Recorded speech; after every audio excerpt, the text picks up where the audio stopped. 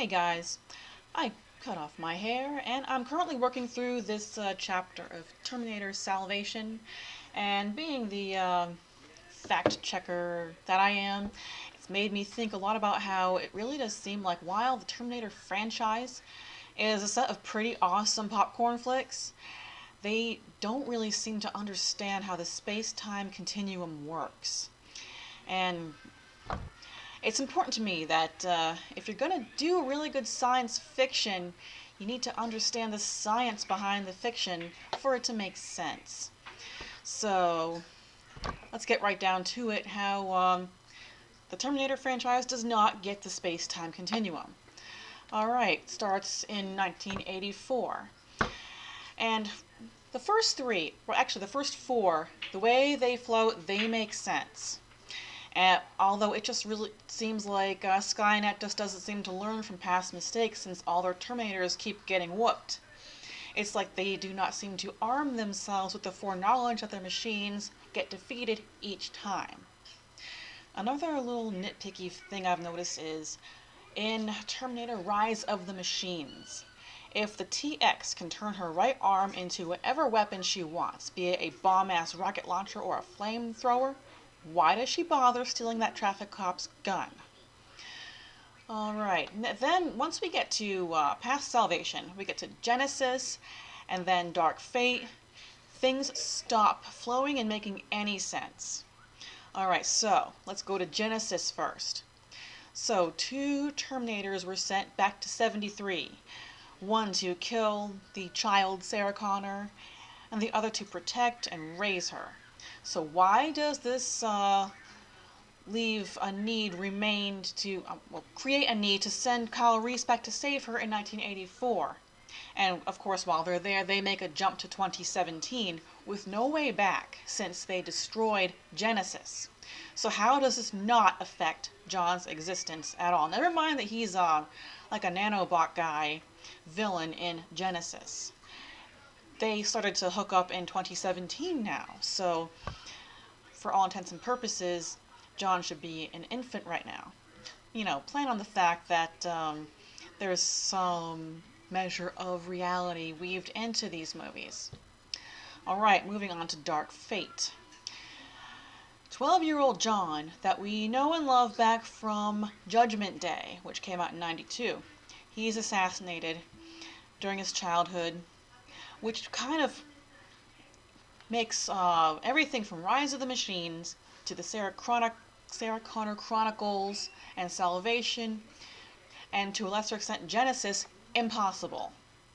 Furthermore, according to the T-800 in Rise of the Machines, Sarah Connor died from leukemia in 1997, so how is she still alive to hunt Terminators in Dark Fate in 2019? Alright, so that is how it seems like it seems more like they are jumping alternate realities or jumping realms other than jumping time, because if you really think about how many times they've jumped time and messed with the space-time continuum, how does any of it make any sense? How does any of it flow the way it's been flowing? There's been so much messing with the past and the future that all of this has kind of contradicted each other. And now, let's get to all the cool things about this science fiction franchise that they all have in common. For everywhere from the first one in 84 all the way up through Dark Fate.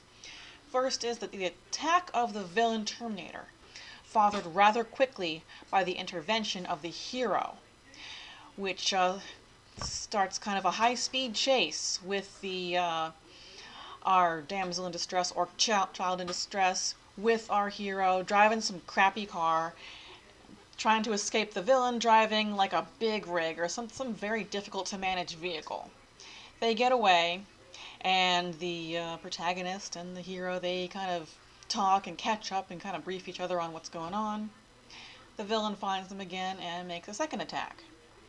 Then they temporarily get away, but then the machines, in every one of them, the machines have a big knockout, teeth knocking out brawl. One of them is in like a steel mill with all kinds of molten metal lying around, and the Rise of the Machines, it's in a public bathroom. And it's pretty impressive how the TX can take a pile driver, swirl it, and come back for more. Alright, after that, they get away.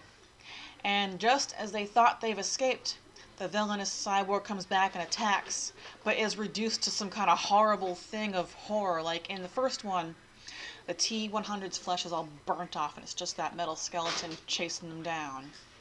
In the second one, just before the T-1000 falls into the molten metal and is destroyed, he takes like a rocket launcher to the belly and it blows him apart and he's just like all blown to bits. And stop that cat. And he seems to be in some kind of mechanical agony before he falls into it. The third one, TX has to pop her own legs off to get out from underneath the helicopter she tracked him down in, and she kind of loses her flesh too and becomes some snarling, scratching monster trying to get at John Connor and Kate Brewster. And the best one, why didn't they send this one to begin with?